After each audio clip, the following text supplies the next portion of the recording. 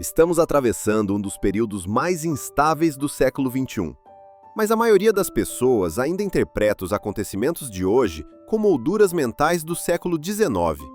Quando veem frotas americanas se aproximando da costa da América Latina, quando testemunham sanções estrangulando a economia de Caracas, a reação instintiva de muitos é concluir: é tudo por causa do petróleo. Essa conclusão não está errada, apenas não é suficiente.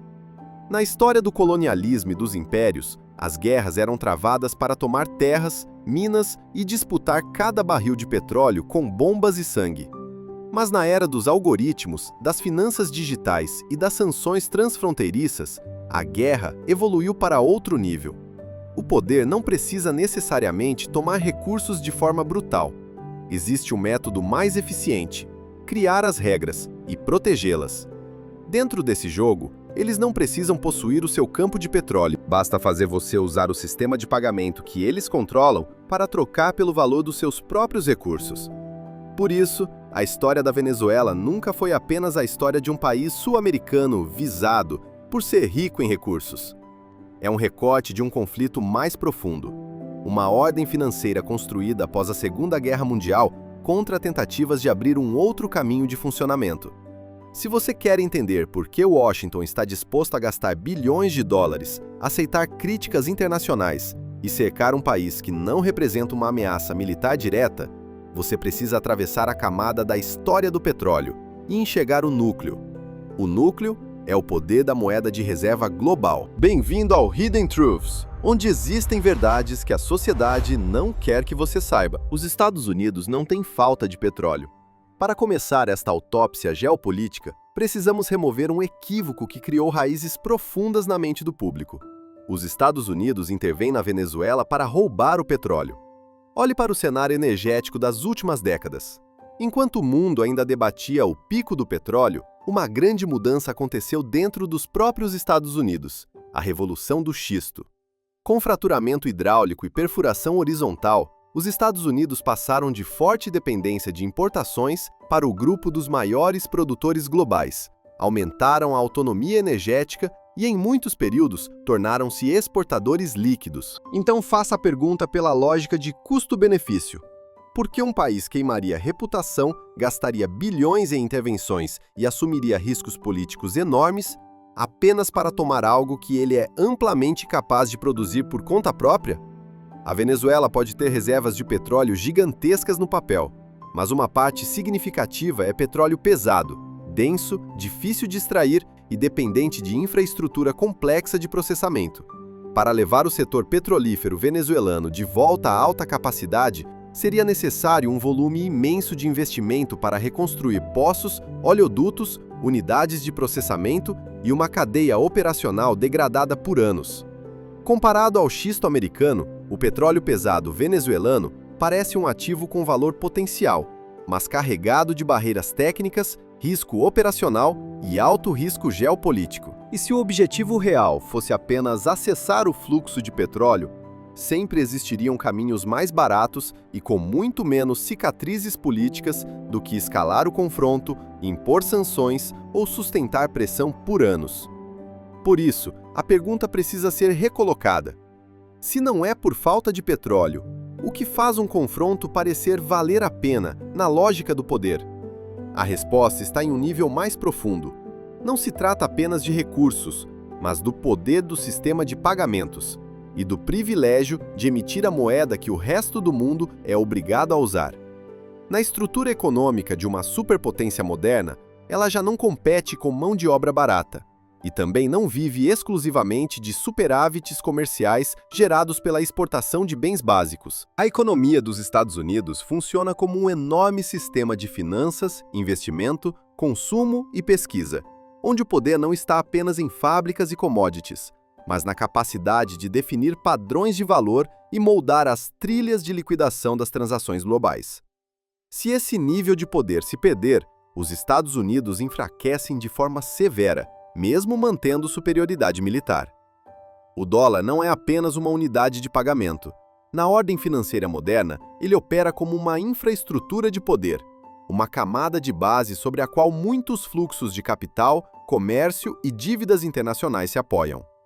Depois do colapso de Bretton Woods e com a formação da estrutura do petrodólar nos anos 1970, o papel internacional do dólar foi reforçado. O dólar passou a funcionar como uma espécie de gravidade que outras economias precisam considerar ao negociar e ao acumular reservas. Quando o petróleo é precificado principalmente em dólares, isso cria uma demanda estrutural. Se um país quer importar energia para manter a economia funcionando, ele precisa de dólares e tende a manter reservas cambiais denominadas em dólar. A partir daí, os Estados Unidos obtêm vantagens que poucas potências na história tiveram ao mesmo tempo. A primeira é a vantagem de emissão. O custo de criar moeda nominal é baixo, mas em troca, ela pode ser convertida em bens, serviços e ativos reais do resto do mundo. É um benefício sistêmico, muitas vezes descrito como um imposto invisível, associado ao status de moeda de reserva. A segunda é que o dólar permite aos Estados Unidos sustentar um nível de dívida pública muito elevado sem cair imediatamente em uma crise de liquidez, como ocorreria com muitos outros países. Isso acontece porque grande parte das obrigações é denominada na própria moeda que os Estados Unidos têm capacidade de emitir. Quando o custo da dívida sobe, Washington dispõe de mais opções de política monetária e fiscal. E em alguns períodos, a pressão inflacionária pode ser parcialmente distribuída para fora, por meio do sistema financeiro internacional e da manutenção de dólares por outros países. Nesse sentido, o mundo acaba financiando indiretamente a estrutura de dívida dos Estados Unidos por meio da demanda por reservas e da confiança na moeda. A terceira, e mais sensível, é que o papel internacional do dólar ajuda a sustentar a capacidade de financiamento por trás do poder militar dos Estados Unidos. Washington mantém uma rede de centenas de bases e diversos grupos de força naval em escala global. Os recursos para sustentar essa presença não vêm apenas de impostos domésticos. Eles também são apoiados pelas vantagens financeiras de emitir a moeda de reserva, custo de captação geralmente menor, maior capacidade de levantar capital e poder de compra do dólar reforçado pela demanda global por dólares. Em outras palavras, quando o dólar ocupa o centro, os Estados Unidos têm uma margem financeira mais ampla para sustentar gastos, inclusive gastos de defesa, do que muitos países teriam em condições semelhantes. Se o papel central do dólar enfraquecer rapidamente, os Estados Unidos enfrentarão uma equação mais dura: custo de capital mais alto, maior pressão orçamentária e uma presença global que pode ser forçada a encolher. Por isso, qualquer esforço para enfraquecer a posição do dólar não é visto apenas como um desafio a Washington, mas como um desafio à ordem financeira vigente. Esse é o ponto central da história da Venezuela.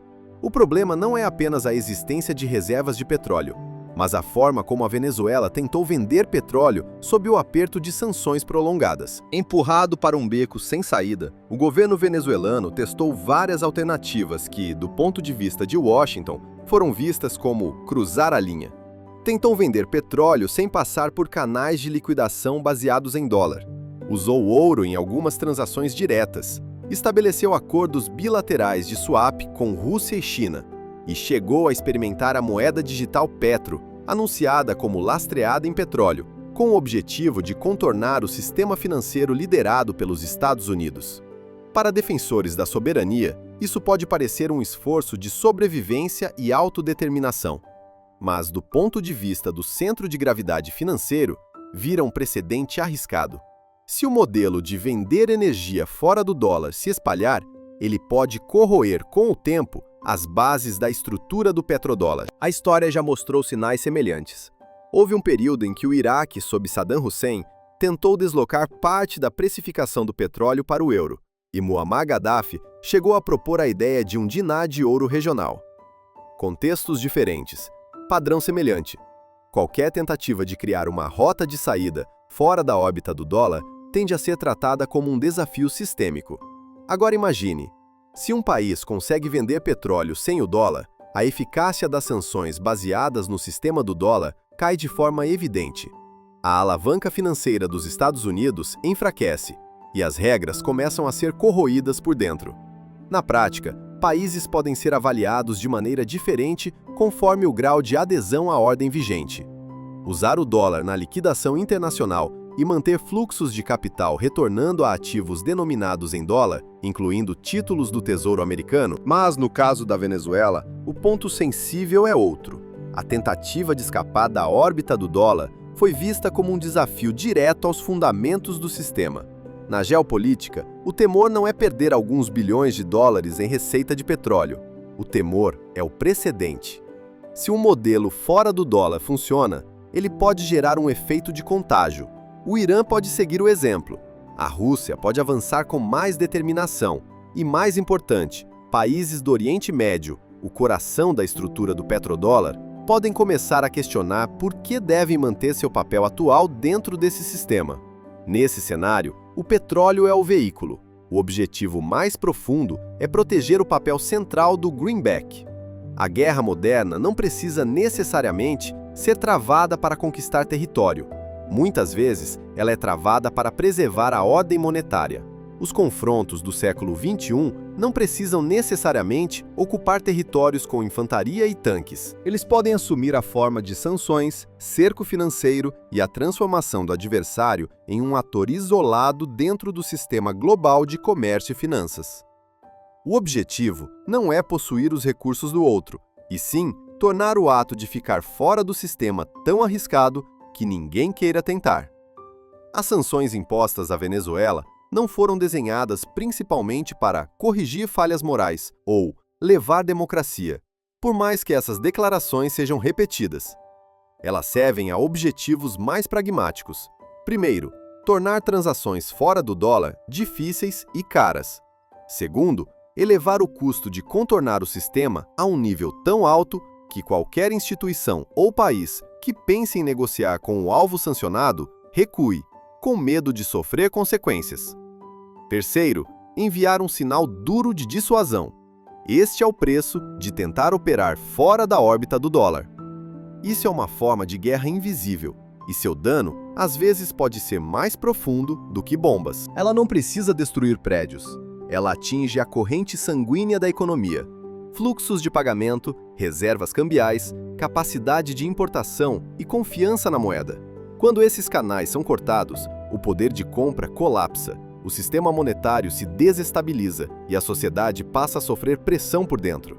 Neste mundo, a conformidade costuma ser trocada por uma estabilidade relativa. Já a tentativa de ficar fora das regras pode ser respondida com custos econômicos cada vez maiores.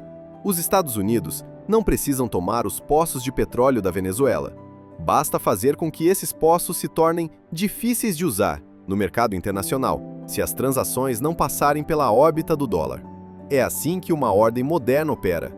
Não é preciso acorrentar você com ferro, basta travar você com números dentro do sistema global de pagamentos e crédito. Nessa leitura, a Venezuela é um ponto de tensão. E o que assusta é o efeito de contágio.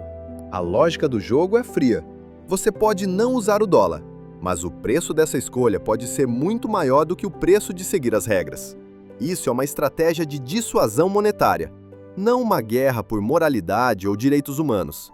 O que sustenta a reação persistente dos Estados Unidos à Venezuela não é apenas a Venezuela em si, mas o risco de ela virar um modelo para rotas alternativas.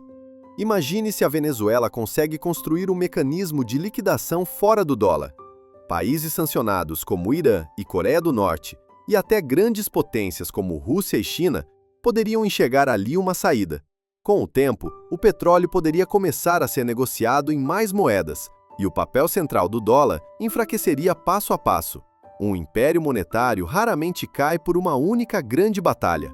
Ele se desgasta quando cada vez mais transações pequenas, silenciosas, se afastam de sua órbita, como microfissuras em uma barragem gigantesca, acumulando-se até o dia em que a estrutura não aguenta mais. Os Estados Unidos entendem essa dinâmica melhor do que ninguém, porque já usaram a força do sistema para enfraquecer adversários no passado. Por isso, apertar o cerco sobre a Venezuela, no fim, é um ato de prevenção de risco sistêmico, impedir que um precedente se espalhe enquanto ainda é pequeno. Eles precisam transformar a Venezuela em um exemplo claro de dissuasão, um cenário caro o suficiente para que qualquer país que pense em sair da órbita do dólar hesite por medo.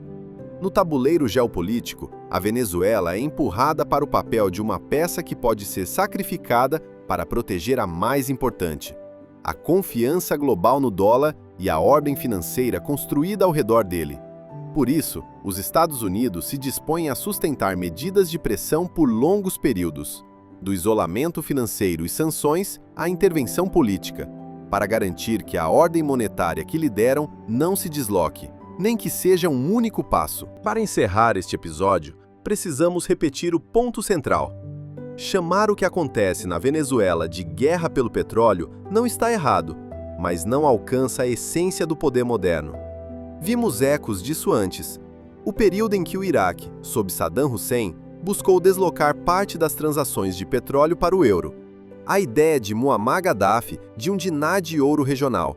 E hoje, esforços para diversificar moedas na liquidação do comércio de energia. Contextos diferentes, mesma fratura sistêmica. Uma disputa para preservar as regras do dinheiro global. Neste jogo, o petróleo é a superfície, sanções são a ferramenta, o dólar é o núcleo, o objetivo defendido a qualquer custo. Quem faz o mundo precisar menos do dólar, automaticamente vira um problema a ser administrado dentro da lógica da ordem vigente.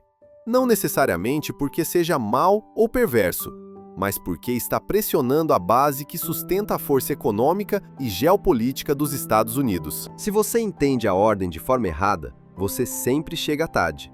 E quando você chega tarde em uma guerra invisível, sobra apenas um papel: reagir, ser conduzido e pagar o preço de escolhas tardias. A maior lição da Venezuela não está na riqueza de recursos, está na dureza das regras monetárias. Se você não entende o valor do dinheiro e como ele pode virar uma ferramenta de poder, você dificilmente entenderá por que o mundo funciona do jeito que funciona. Olhe para o que se desenrola na América do Sul com um olhar mais lúcido, atravessando as capas ideológicas até o esqueleto do poder financeiro. É ali que os movimentos mais importantes são decididos, onde ordens são erguidas e onde um país pode ser enfraquecido sem uma declaração formal de guerra. E lembre-se, no século XXI, quem controla fluxos de capital e infraestrutura de liquidação costuma deter a vantagem decisiva. Não seja quem chega tarde nesta guerra de percepção, porque o preço, às vezes, não é apenas dinheiro. É o futuro e a capacidade de uma sociedade permanecer verdadeiramente soberana.